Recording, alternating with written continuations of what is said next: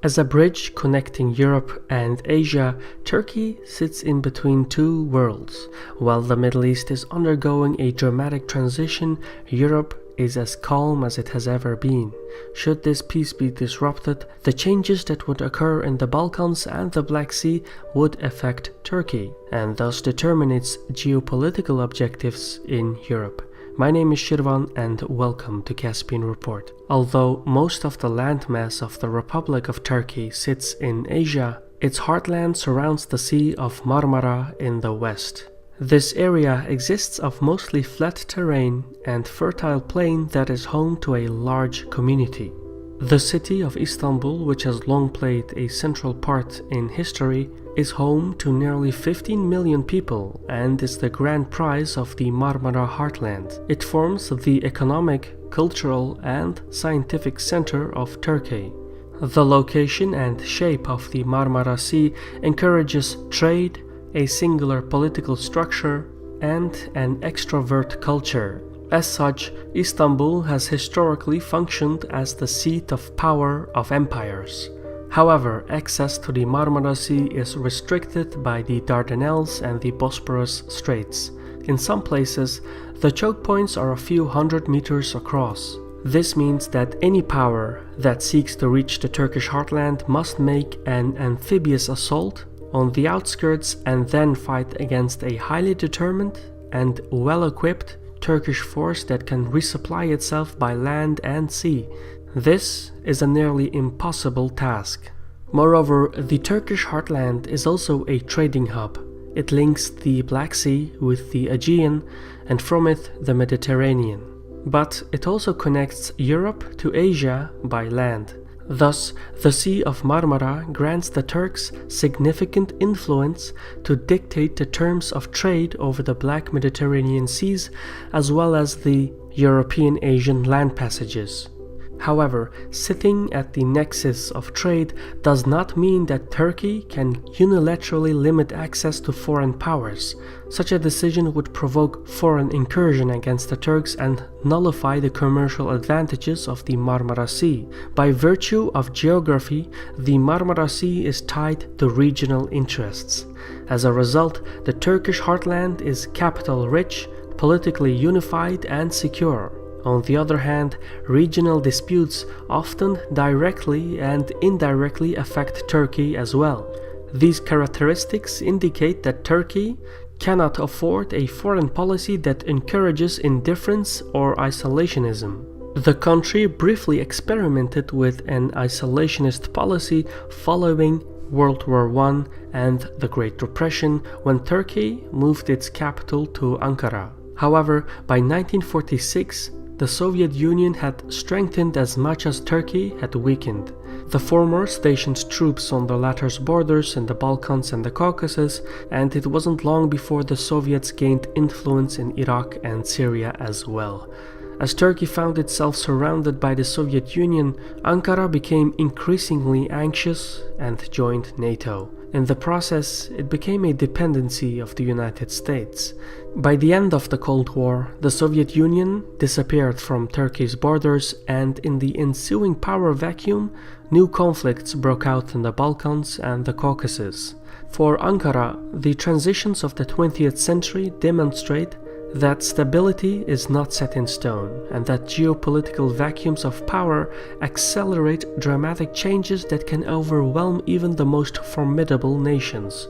It also displays that Turkey, whether it likes it or not, is tied to events in the region, and therefore cannot remain indifferent to its surroundings.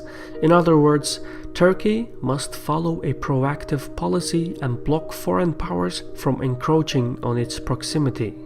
As things stand today, Ankara's focus is not required in Europe.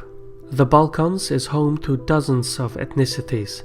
Every nation has made a bid for supremacy, and those who are incapable have sought favor with outside powers.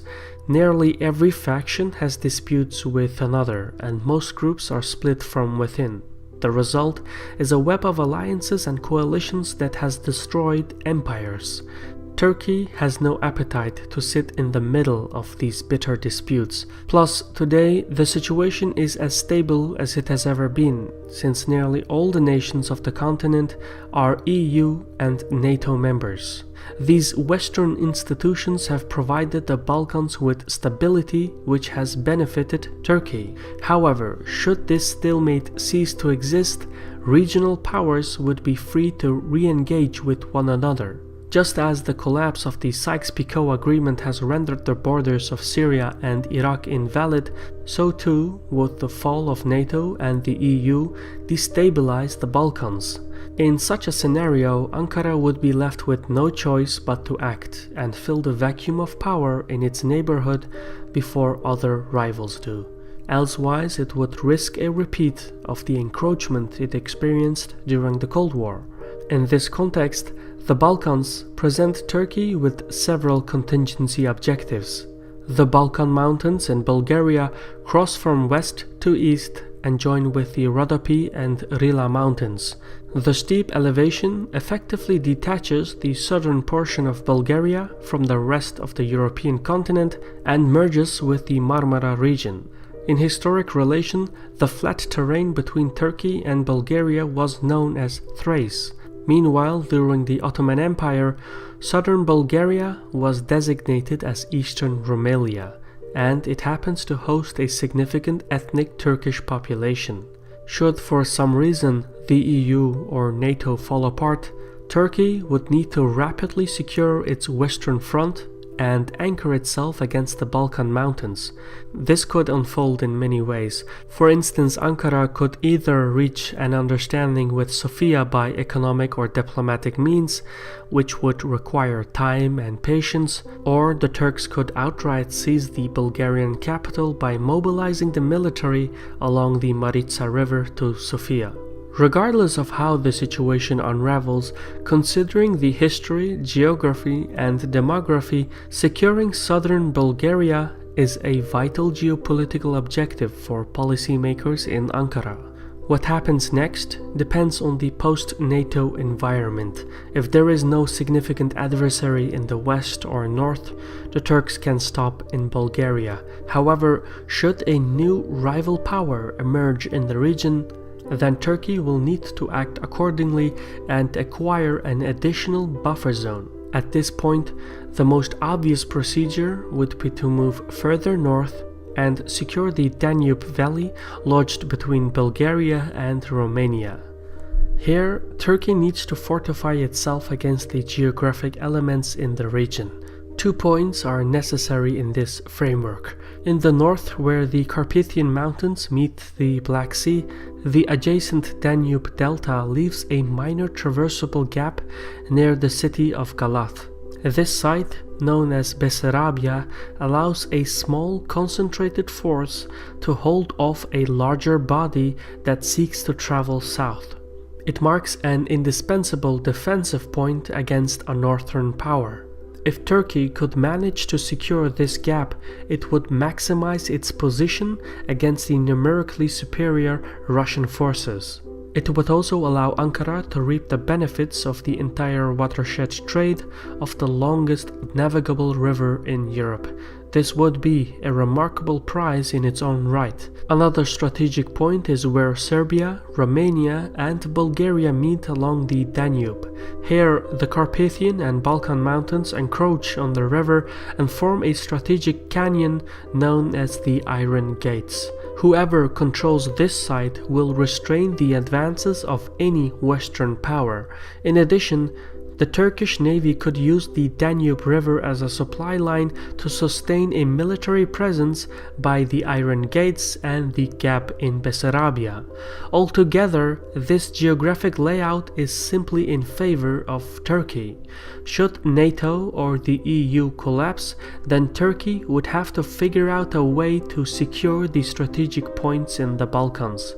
Accomplishing these hypothetical objectives is best reached through a mutual beneficial arrangement between Turkey, Bulgaria, and Romania, as opposed to a military occupation.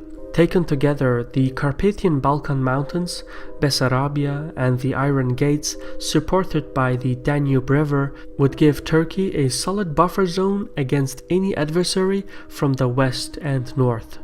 Historically, the Turks, once they secured Bulgaria and Romania, took a geopolitical gamble and moved into the Pannonian Basin further west. This contested plain was inhabited by many groups that were well capable of defending their interests. To fully occupy the region, the Ottoman Empire had to secure the western gate to the plain, which was held by the city of Vienna.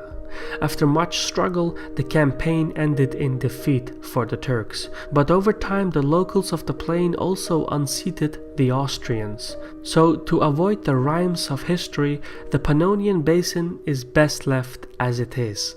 The same principle applies to neighboring Greece. Despite the historic rivalry between Turks and Greeks, the Maritsa River and the Rhodope Mountains form a natural boundary between the two. No one is truly interested in disrupting this stalemate. Now, besides the Balkan area, Ankara also has interests in the Black Sea. While the existence of NATO and the European Union stabilizes Turkey's western front, the security of the northern front depends on Moscow. Should the Russian Federation ever experience another alteration of its borders or implode from within, Turkey would need to react immediately to secure its interests in the Black Sea. Here, Turkey has the finest ice-free deep-water ports. It also has a significant navy that can utilize these advantages. But the single most strategic point of territory that can give the Turks the long-term advantage over the Russians is Crimea. The peninsula splits the northern Black Sea in two pockets and encloses on the drainage of the Don River, which is one of the few navigable waterways in Russia. Crimea is also connected to the Eurasian landmass by a mere 5 to 7 kilometer wide strip of land known as the Isthmus of Perekop. Like in a game of chess, a single fortification can hold off a vast military force. This also means that the logistics of Crimea is dependent on naval supply lines. Whoever controls Crimea will be able to observe, track, harass, and delay the mobility of the Russian forces. It also gives the occupant the power to determine the terms of trade from the Don River to the Black Sea. Essentially, Crimea is the Achilles heel of Russia and the single most strategic point relative to the Russian-Turkish geopolitical status quo. Should Russia's territorial integrity be ever exposed, it would be in Turkey's interests to immediately seize control of Crimea, thereby placing the Russians on the long-term defensive. To accomplish such a tasking mission, Turkey needs to significantly expand and modernize its navy, which is the subsequent objective. However, since Russia, NATO, and the European Union all exist, Turkey's contingency objectives in the Black Sea and the Balkans are all hypothetical. It is in Ankara's interest to maintain the current status quo, but should the situation change regardless, Turkey would need to change along with it. If history demonstrates us anything, it is that no political entity truly lasts forever. As such, Turkey must maintain a proactive policy, and if the need arises, it must secure the Balkan Mountains, Bessarabia, the Iron Gates, as well as the Crimean Peninsula. To realize such hypothetical goals, Turkey will need to further expand and modernize its naval forces. Taken together, these objectives form the geopolitics of Turkey in Europe. But only a small percentage of Turkey's land area is located on the European side. About 97% of the country sits in Anatolia, which comes with a distinctly different geopolitical landscape. This and more we will cover in Turkey's geopolitical interests in Asia. For now, this was a Caspian report by me, Shirvan. Special thanks to our contributors on Patreon who voted for this topic and gave us the means to research and produce it. If you want to help our channel to remain independent and self-sustained, visit patreon.com/Caspian Report and consider joining our crowdfunding network. You can also make one-time anonymous donations by cryptocurrencies. See the screen for our Bitcoin and Ether address. In any case, thank you for watching, take care, and Sarol.